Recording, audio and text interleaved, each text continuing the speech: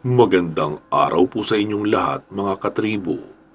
Heto na po ang pagpapatuloy ng kwento natin tungkol sa lolo ni Mark na si Kaemong.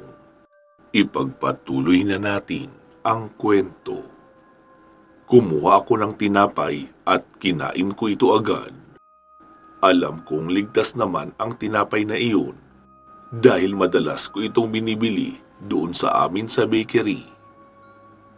Ayaw mo bang magkape? Tanong bigla ni Andrea. Naku, bawal kasi ako ng mga ganyan eh. Sabi ni nanay, saka na lang daw ako iinom ng kape kapag nasa 15 na ang edad ko para hindi ako sikmurain. Pagsisinungaling ko pa sa kanya. Ah, ganun ba? Maiksing sagot ni Andrea, pero napansin ko na biglang nagbago ang aura nito. Ang kaninang palangiti ngayon ay matalim na tumitig sa akin. Hinayaan ko na lang ito sabay ngumiti at nagpatuloy sa pagkain. Ilang sandali pa ay umakyat na si Commander Tikyo kasama si Tikboy. Nakita kong may dala silang malaking bilao na may nakalagay na kanin at ulam na ginataang manok. Nilapag nila ito sa lamesa tapos tinawag na kami ni Commander Tikyo. Tumayo naman ako at naupo sa tabi ng silya ni Tikboy. Malas mo bata, mukhang bukas ka pa makakauwi. Saluhan mo na muna kami rito. Wika pa ni Commander Tikyo. Oo nga, sa lakas ba naman ng ulan, malamang umapaw na rin yung tubig sa daan. Tiyak na mahihirapan kayo sa pagtawid, lalo na nagiging malambot na ang lupa. Baka may biglang gumuho habang tumatawid kayo sa bundok. Segunda naman ni Tikboy. Tumango lang ako sa kanila, pero napansin kong tahimik lang sa tabi si Andrea. Parang wala ito sa mood habang nag-uusap sina Tikboy at Commander Tikyo tungkol sa ibang bagay. May malalim yata itong iniisip.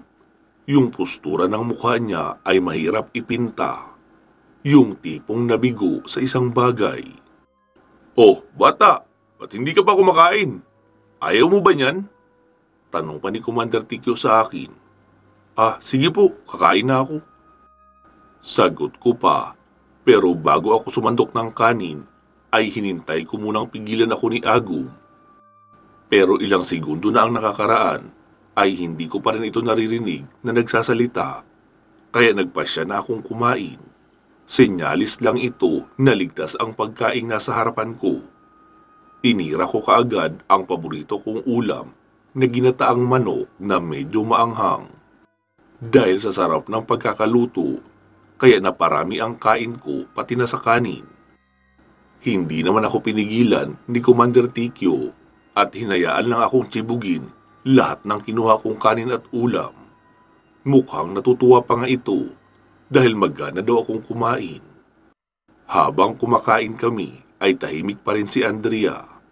Ni hindi malang niya ginagalaw ang pagkain niya, pero mukhang sanay na rito sina Commander Tikyo at Tikboy dahil hindi malang nila pinapansin si Andrea.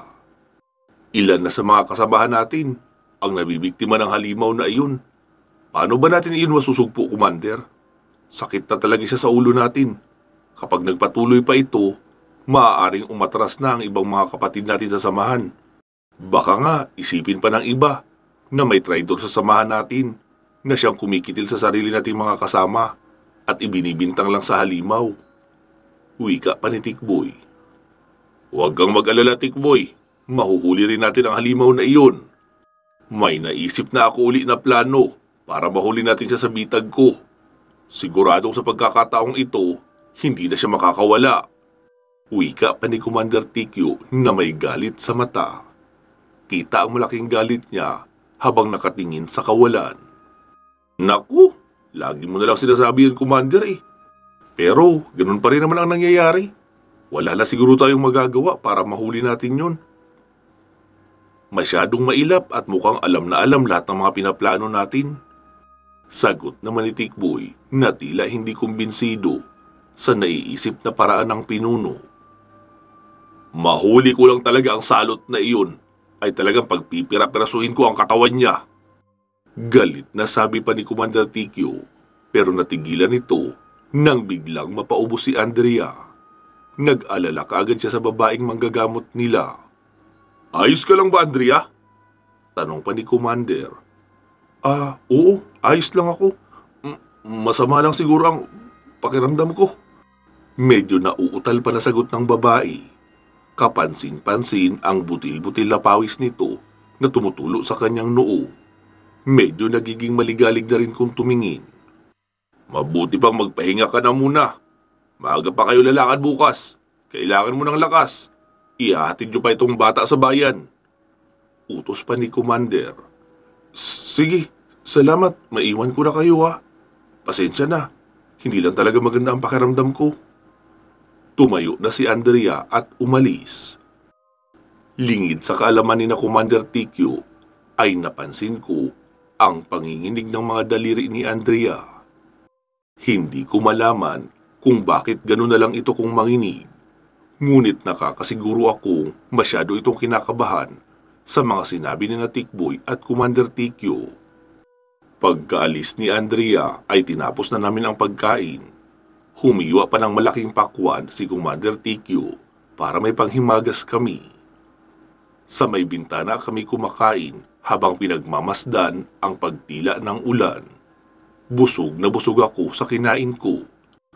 Halos hindi nga ako makatayo sa sobrang dami ng naipasok ko sa aking sikmura. Mga 3:00 na noon nang maisipang bumaba ni Tikboy para magtimpla ng kape namin. Habang wala si Tikboy, ay nagkwentuhan muna kami ni Commander tungkol sa mga bagay-bagay. Inamin niya sa akin na naaalala niya raw ang yumao niyang anak sa akin tuwing tinitignan niya ako. May pagkakahawig daw kasi kami, kaya hindi niya maiwasang titigan ako ng matagal. Lalaki din ang anak ni Commander TQ. Mga kasing edad ko na daw sana yun, kung hindi lang namatay sa isang madugong inkwentro na naganap sa gitna ng bayan. 3 taon na ang nakakaraan.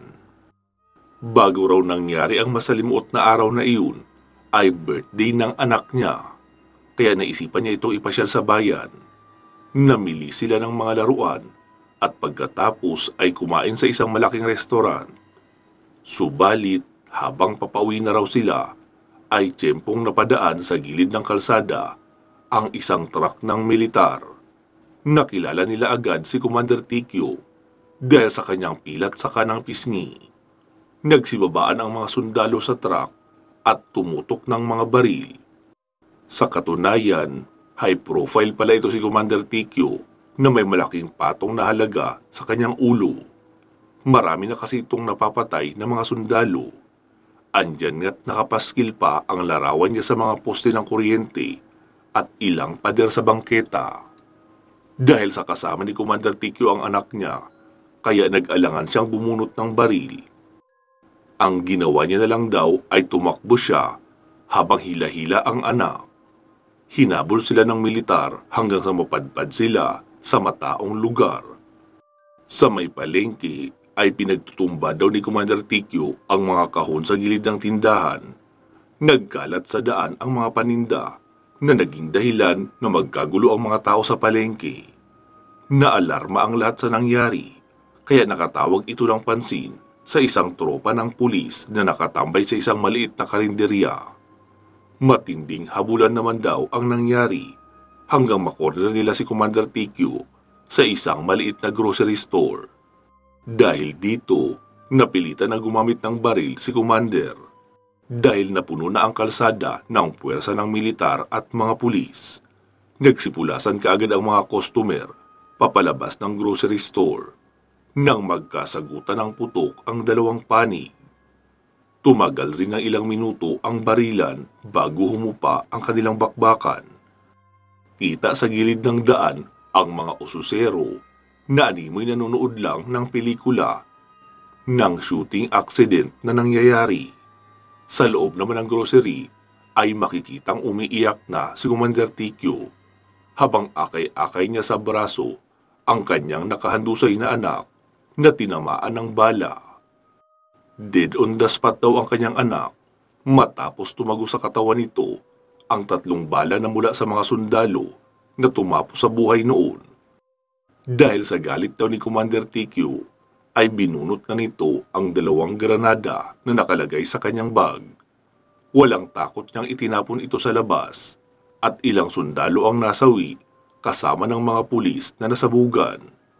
May ilan ring nasugatang mga sibilyan na nahagip ng maliliit na sharp nails ng granada. Sa lakas ng pagsabog ay nagkagulo ang mga tao. Nagkanya-kanyang pulasan ang mga ito kung saan-saan na naging sanhi ng isang malawakang stampede sa kalye. May mga ligtas na nakatakbo, ngunit marami ang hindi sinuwerte matapos matapakan at mabangga ng mga taong nagpupulasan dahil sa takot. Ito rin daw ang sinamantala ni Commander para makatakas. Dumaan ito sa likod ng grocery store at tuluyang nilisan ang lugar na may dalang bigat sa dibdib. Iniwan niya ang anak na naliligo sa sariling dugo nito habang nakahilata sa sahig. Ni hindi man lang niya iyon nabigyan ng disenteng libing matapos kunin agad ng otoridad ang bangkay ng bata. Simula raw ng araw na iyon, nangako si Commander TQ na hindi siya titigil sa pag-ubos sa mga sundalo at pulis hanggat siya ay nakadilat at gumagalaw. Sumumpa ito sa harap ng bangkay ng anak bago niya iyon iniwan hanggang sa kahuli-hulihang hininga. Uubusin niya raw ang mga sundalo at pulis na nakapatay sa kanyang anak. Hindi ko tuloy napigilan na mapaluha habang kinikwento ito sa akin ni Commander TQ. Ramdam ko ang galit sa puso niya noong mga oras na iyon. Yung galit na kahit sino ay hindi kayang awatin. Yung tipong kahit patay ka na, ay ipaparamdam niya pa rin sa iyo ang sakit na kanyang naranasan. Ilang taon matapos ang masalimot na nangyari, naging mabagsik na commander na si TQ sa pakikipaglaban.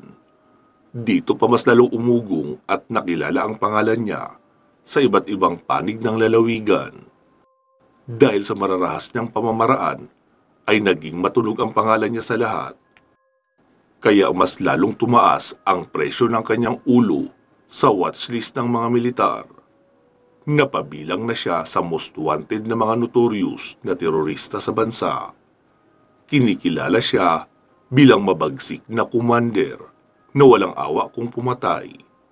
Yung paraan niya ng pagpatay ay kinukuhanan niya ng laman loob ang biktima, tapos ibinabandera niya sa kalsada kasama na ang katawan bilang babala sa mga sundalo at pulis na magtatangkang hulihin siya. Alam kong masama ang paraan ng pakikibaka ni Commander TQ dahil naging personal na ang kanyang laban. Subalit sa kabilang banda, medyo nauunawaan ko rin siya. Isa lang siyang tipikal na ama na nangungulila sa anak. Gayunpaman, sa batas ng Pilipinas at sa mata ng Diyos, ay masama pa rin ang kanyang ginagawa. Hindi niya maaaring ilagay sa sariling mga kamay ang batas, lalo na't lumampas na siya sa kanyang hangganan. Pero hindi ko ito nasabi sa kanya dahil bata pa ako noon at wala pang masyadong kamalayan sa mga ganong bagay. Baka hampasin niya pa ako ng bote o di kaya ibitin patiwari kung magpapayo ako sa kanya ng ganoon. Naluluha lang ako at nakikiluksa sa sakit na nadarama ni Commander TQ. 5:00 na ng hapon nang tumila ang ulan sa labas. Nagsimula nang magsilabasan ang mga tao para sumagap ng hangin. Nakasuot ang iba ng kapote at makakapal na jacket. Gumawa sila ng malaking bonfire sa gitna ng kampo, habang ang iba naman ay nagluluto ng pagkain para sa hapunan. Lumabas si Commander TQ ng kubo kaya sinundan ko ito, pero yung pagsunod ko ay mabagal lang. Patingin-tingin ako sa paligid habang pababa kami ng hagdanan. Nang makalabas na nga si Commander TQ ay nanatili pa ako sa loob ng ilang minuto. Wala na akong marinig na ungol sa ward ng mga sugatang bandido. Pero dala ng kuryosidad ay naisipan kong silipin ang isa sa mga bed sa ward na iyon. Dahan-dahan akong lumapit sa isang kama at paghawi ko ng kurtina, ay bumungad sa akin ang isang bandido na nakahilata sa kama. Yung kama niya ay pang-hospital bed ang disenyo, ngunit gawa lang iyon sa kahoy. Napansin kong may benda ito sa mga braso at ulo habang mahimbing na natutulog. Yung mga sugat niya ay hindi gaanong malala kagaya ng naiisip ko. Mukhang sa ibang bagay niya nakuha ang sugat na iyon dahil may napansin akong maliliit na marka ng sugat niya na hindi natakpan ng gasa.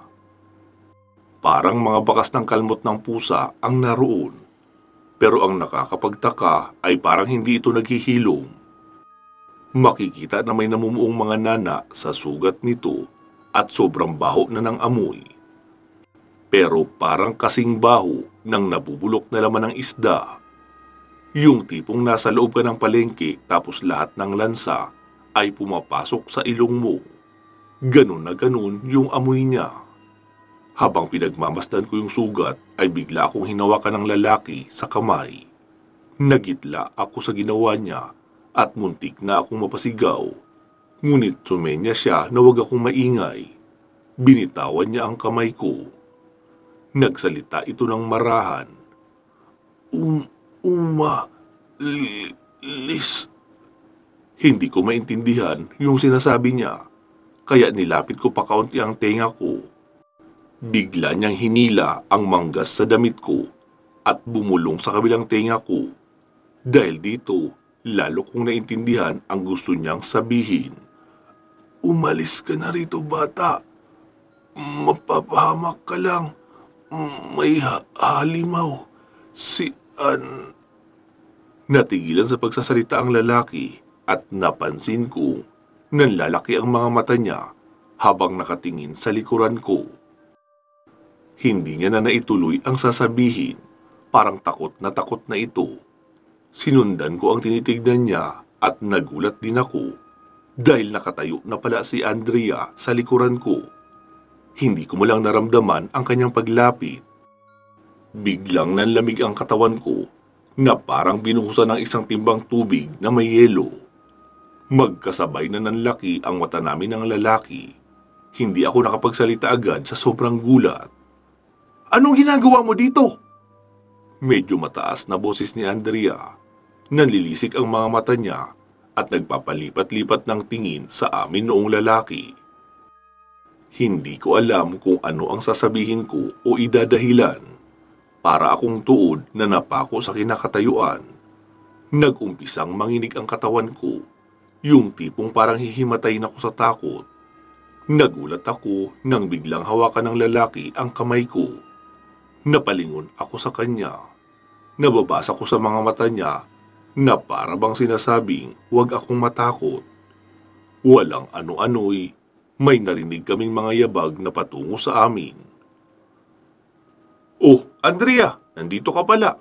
Kanina pa kita hinahanap. Gusto ka raw makita ni Commander. Mukhang may gusto siyang ipabili sa'yo. Wika pa ni Tikboy, sabay na patingin ito sa akin. Oh, bata, anong ginagawa mo rito? Bawal ka rito ah. Hala, labas. Halika, sumama ka sa akin. Tulungan mo akong magbuhat ng mga gamit sa taas. Utos pa ni Tikboy, sabay hinila ang kamay ko. Habang paalis na kami, ay nilingon ko pa ang lalaki at sa sulok ng mga mata niya, nakita ko siyang ngumiti. Naawa tuloy ako dahil sa kabila ng kanyang kalagayan ay nakuha niya pa akong balaan na mag-ingat at umalis. Ang kanyang ngiti ay halatang nawawala na ng pag-asa na mabuhay. Pagdating namin sa itaas, tinulungan ko si Tikboy na buhatin pababa ang mga maliliit na kahon na hindi ko naman mawari kung ano ang laman. Halos makasampung balik yata kami bago natapos sa pagbubuhat. Sa may gitna ng kampo, makikita ang mahahabang lamesa na nakahilera sa gilid ng malaking bonfire. Sa ibabaw ng mga ito, nakalatag ang samot-saring pagkain na inihanda ng mga tauhan ni Commander TQ para sa amin. Pasado 7:00 na ng gabi ng mga oras na iyon, tanging sinag ng buwan at liwanag ng apoy ang nagsisilbing liwanag namin sa madilim na kampo. Nag-umpisa na kaming magsalo-salong kumain matapos magdasal ng ilang nakakatanda roon. Habang kumakain, napansin kong wala si Andrea sa grupo. Hindi ko siya mahagilap sa parihabang lamesa. Siya lang ang wala sa salo-salong iyon. Dahil dito, hindi ko tuloy maiwasang mapatanong kay Commander Tikyo. Manong, bakit wala po si Andrea? Tumigil sa pagkain si Commander at luminga sa paligid. Ay naku bata, mukhang masama pa rin ang pakiramdam niya. Huwag kang mag-alala, pahahatiran ko na lang siya ng pagkain mamaya. Ngayon ko lang siyang napansin na ganun. Siguro dahil sa kakaibang lamig ng klima, kaya biglang sumama ang pakiramdam niya. Pero mas masarap kumain kapag ganitong malamig ang panahon, di ba? O sige na, kumain ka na. Wika pa ni Commander Tikyo nang nakangiti. Bahagya lang akong tumango kaya nagpatuloy na ito sa pagkain. Ganun pa man, duda pa rin ako. Iba ang pakiramdam ko. Parang may mangyayaring hindi maganda. Mabilis ang tibok ng puso ko na tila kabayong nakikipag-unahan sa pagtakbo. Habang kumakain ay pinapasadahan ko ng tingin ang buong hilera ng kubol. Ngunit sa hindi malamang kadahilanan, may nakita akong maitim na aninong pumasok sa loob. Napatayo ako agad mula sa aking kinakaupuan. Napatingin naman sa akin si Commander Tikyo. Nagtataka itong napatitig sa akin. Ayos ka lang ba bata? Nakakunot noong tanong nito. Opo, ayos lang po ako manong. Busog na po kasi ako eh. Sabay ngiti ko kay Commander. Kumuha ako ng baso at lumagok ng tubig. Tumingin sa paligid ang Commander nang maramdamang biglang nagbago ang ihip ng hangin. Ganun ba? Sige, pagkatapos mo maghugas ng kamay, magpahinga ka na. Maaga pa kayo bukas ni Andrea na bababa sa bayan. Doon ka na matulog sa itaas. May makikita kang maliit na kutsyon doon sa gilid ng dingding, katabi ng bintana. Kunin mo yun at iyon na ang gamitin mong sapin sa tutulugan mo. Paliwanag pa ni Commander. Tumango lang ako at umalis na. Habang naglalakad patungong kubol, ay dobling kaba ang nararamdaman ko. Nilingon ko pa sina Commander Tikyo pero patuloy pa rin sila sa pagkain habang nagkikwentuhan. Pumasok na ako sa kubol. Pagdating ko sa loob, nanibago ako sa temperatura ng bahay. Uminit bigla ang pakiramdam ko na tila ba nabilad ako sa araw. Nung mga oras na iyon, sobrang napakaalinsangan sa loob. Kahit malamig naman sana ang klima sa labas. Unti-unting tumulo ang pawis ko sa noo. Pinunasan ko ito gamit lang ang kamay bago nagpatuloy sa paglalakad sa sala. Niwala akong marinig na ingay. Maski yung mga kuliglig sa labas hindi ko naririnig sa loob kahit bukas naman sana ang bintana at ang pintuan. Maya-maya pa ay may narinig akong isang mahinang kalabog na may kasamang ungol ng lalaki. Yung ungol niya parang mahinang humihikbi. Napalunok ako ng laway nang mapagtantong sa loob ng ward nagmumula ang ingay na iyon. Dahan-dahan ko itong nilapitan. Maingat akong naglakad papalapit sa ward. Hanggang sa may mapansin akong isang itim na anino sa likod ng kurtina. Dito na nagsimulang gumapang ang kilabot sa katawan ko. Nagsitayuan kaagad ang mga balahibo ko noong mapagmasdan kong maigi ang anino. Malaki ito at parang may mga sinulid na gumagalaw sa bandang itaas. Kumbaga yung buhok at balahibo niya ay nagsisitayuan. Pero dahil sa gusto kong alamin ang nangyayari, pinagpag ko ang takot sa katawan at marahang hinawi ang kurtina. Ngunit halos mahimatay ako sa sindak nang tumambad sa akin ang warat na tiyan ng lalaki habang nakayuko sa kanya ang isang halimaw na nilalantakan ang kanyang laman loob. Sa labis na takot ay nabuwal ako sa lupa kaya naagaw ang atensyon ng halimaw. Dahil dito, malinaw kong nasilayan ang mukha noon. Ito ay may mapupulang mga mata na nanlilisik at may matatalas na pangil. Tumutulo mula sa loob ng bibig nito ang dugo na galing sa lalaki. May mahahaba itong braso na kasing haba siguro ng pinagdugtong kong dalawang braso. Tapos yung mga kuko niya ay matutulis. Bukod sa nakakatakot niyang mga kamay, ay may balahibo rin ito. Halos matakpan na ng itim na balahibo ang buong katawan niya, maliban sa dibdib na talagang mahahalata mo, babae ito, dahil nakalawlaw ang dalawang malalaki niyang bumbilyas. Nang makabawi sa pagkabigla ay dali-dali akong gumapang papatras para sana lumabas ng kubol. Subalit tumalon ang halimaw at sinunggaban ako. Napatihaya ako sa sahig nang hawakan niya ako sa mga kamay. Nagpupumiglas ako pero hindi naman ako makapalag sa lakas niya. Parang 10 tao ang humahawak sa akin. Halos hindi ko na nga ito matignan dahil nakangiti pa nga siya sa akin. Yung klase ng ngiti niya na tila sinasabing kahit ano pang gawin kong pagkawala ay wala na rin akong takas. Tumutulo pa sa mukha ko ang malagkit niyang laway na may halong dugo. Hindi ako makasigaw sa nervyos nang umpisahan niyang dilaan ang pisngi ko pababa sa liig. Amoy na amoy ko ang malansa niyang hininga na tila nanunuot sa kaloob-looban ng ilong ko hanggang sa baga. Sa sobrang tapang nito ay halos hindi na ako makahinga. Ang sunod na ginawa niya ay pinunit ang damit ko gamit ang matalas na kuko.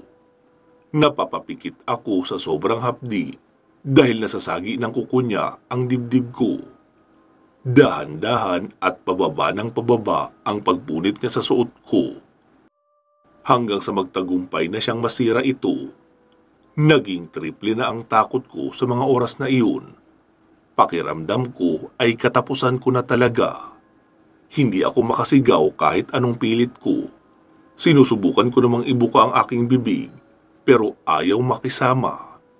Parang naninigas ang pangako at walang lumalabas na boses sa lalamunan. Hindi biro yung takot na aking naramdaman. Matapos mapunit ang damit ko, ay sinimulan niya ng itaas ang kanyang kamay para gawin na ang pagwarat sa tiyan ko. Hindi ko na nga naisip na tawagin pa si Agum. Dahil kasi sa kanya, kaya nalagay sa peligro ang buhay ko. Pero biglang nagbago ang lahat nang isang putok ng baril ang narinig kong umalingaw-ngaw mula sa aking likuran. Tinamaan sa leeg ang halimaw, ngunit sinundan pa ito ng 2 tama sa dibdib pati sa braso. Dahil dito napaatras ang halimaw sa gulat at tumalon ito patungo sa likod ng kubol. Napalingon kaagad ako sa likuran at laking tuwa ko nang makita si Commander TQ. Bit-bit ang kanyang 45 habang nakatutok sa direksyon kung saan tumatakbo ang halimaw. Dali-dali niya akong nilapitan at sinuri ang kalagayan ko. "Ayos ka lang ba, bata?" Pag-aalala pa ni Commander TQ. Hindi ako kaagad nakasagot dahil hindi pa rin maalis-alis sa sistema ko ang sobra-sobrang takot. Tinulungan ako ni Commander TQ na makatayo. Pinapwesto niya ako sa likuran niya. Dahil sa alingaw-ngaw ng baril, kaya agad nagsilapitan ang mga tao at inalam kaagad ang nangyari. Hindi sumagot si Commander TQ sa tanong ng mga tauhan niya. Inutusan niya lang ito na magsikalat at hanapin ang halimaw. Dahil sa dami ng tao sa loob, ay hindi ko na nga namalayan na nakatakbo na si Commander TQ patungo sa likuran ng kubol. Dali-dali pala itong lumabas upang habulin ang halimaw. Nilapitan naman ako ni Tikboy upang tanungin kung ayos lang ba ako, pero hindi ko na siya pinansin. Sinundan ko si Commander TQ sa likod ng kubol hanggang sa makalabas ako at nakita ko siyang naglalakad papasok ng kakahuyan at nakatingin sa ibaba. Dahil sa liwanag ng buwan, makikita ang ilang patak ng dugo sa lupa. Iyon siguro ang tinitignan ni Commander habang patuloy sa pagtugis sa halimaw. Hinabol ko si Commander TQ hanggang sa maabutan ko ito sa kakahuyan. Medyo dumidilim na ang paligid namin dahil natatakpan ng mga dahon ng puno at malalaking sanga ang sinag ng buwan. Nagpatuloy kami sa paghakbang hanggang sa nagsi-zero visibility na nga ang paligid dahil sa unti-unting pagdilim. Mabuti na lang at nakaredy si Commander TQ. May dala pala itong flashlight sa bulsa niya at mabilis niyang inilawan ang daan. Kaya nga lang, yung dala niyang flashlight, iyong usong-uso pa noon na di baterya na tuwing nagpapatay sindi ipupukpukin mo lang para gumana ulit. Habang dahan-dahan kaming naglalakad ay may naririnig kaming angil sa hindi kalayuan. Sinundan namin ito at ang tunog niyang iyon ang naghatid sa amin sa kanyang kinaroroonan. Sa isang makipot na daan ay namataan namin ang isang hubot-hubad na babae na nakayuko sa gitna. Masyadong madilim sa unahan kaya mahirap din matukoy kung tao ba ang nakikita namin. Dahil sa kuryosidad ni Commander TQ ay dahan-dahan naming nilapitan ang nakikita naming imahe ng isang babae. Pagkalapit namin ay gano'n na lang ang gulat ni Commander TQ nang makitang si Andrea iyon na umiiyak. Duguan ito at may tama ng bala sa katawan. Nag-alala siya at mabilis na yumuko para tignan ang mga sugat ni Andrea. Andrea, anong nangyayari sa'yo? Sinong may gawa nito? Tanong kaagad ni Commander TQ pero hindi sumagot si Andrea. Kaya hinubad na lang ni Commander ang kanyang jacket upang takpan ang hubad na katawan ni Andrea. Subalit natigilan siya nang mapagtantong ang mga sugat ni Andrea ay ang mismong mga pinsala na natamo ng halimaw matapos na itong paulanan ng bala sa katawan. Dahil dito, napaatras kaagad si Commander at itinutok niya ang baril sa bandang ulo ni Andrea. Maawa ka sa akin, TQ. Huwag mo akong papatayin. Umiiyak na pakiusap pa ni Andrea. Nanlaki ang mga mata ni Commander. Kung ganon, ikaw ang halimaw na umaatake sa mga tauhan ko? At balak mo pang paslangin ang batang ito? Wika pa ni Commander sabay tinuro ako. Tumango lang si Andrea habang patuloy na umiiyak sa harapan ni Commander TQ. Patawarin mo ako, Andrea, pero dapat ka nang mamatay ngayon. Wika pa nito sabay kalabit ng gatilyo at sumunod na ang pag-alingaw-ngaw ng putok ng baril ni Commander TQ. Tumalsik ang isang basyo ng bala. Pansamantala muna nating puputulin dito itong kwento ni Mark na tungkol sa pakikipagsapalaran ng kanyang lolo Emong. Magsama-sama tayong muli sa karugtong nito. Mag-iingat po kayo palagi at hanggang sa muli.